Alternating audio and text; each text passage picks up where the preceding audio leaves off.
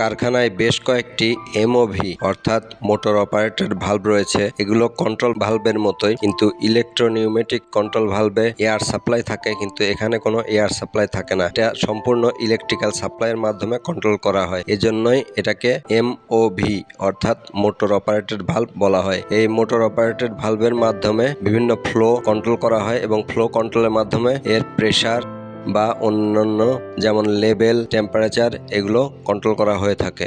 এটি একটি motor operated stroke valve. এই স্ট্রোক ভালভের মাধ্যমে অ্যাকুয়া অ্যামোনিয়া ফ্লো মেনটেন করা হয়।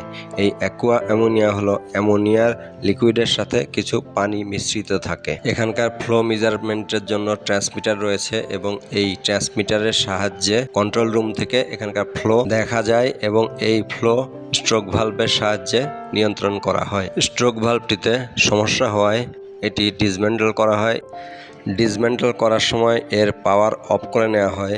ডিসম্যান্টল করার পরে এর বিভিন্ন যে পার্টসগুলো রয়েছে, local remote, on off switch, stroke device, output feedback adjustment unit, display circuit, আয়ো কানেকশন পয়েন্ট, এগুলো সবগুলো ভালোভাবে চেক করা হয় এবং এগুলোর বিভিন্ন কন্টিনিউটি ও স্ট্রোক ভালভ সংশ্লিষ্ট যে মেকানিক্যাল পার্টসগুলো ছিল সেগুলোও ভালো মতো ক্লিনিং করা হয়। ক্লিনিং পরবর্তীতে এগুলো সঠিকভাবে আবার ইনস্টল করা হয়। ইনস্টল পরবর্তীতে আবার এর বিভিন্ন কানেকশন পয়েন্টগুলো এবং ভোল্টেজগুলো চেক করা হয়। এর মেইনটেনেন্স কাজ সম্পন্ন হলে অপারেশন শাখার মধ্যে এটি চালু করা হয় এবং এটি সঠিকভাবে পরিচালিত হয় এবং এই স্ট্রোক ভালভটি সঠিকভাবে কাজ করছে।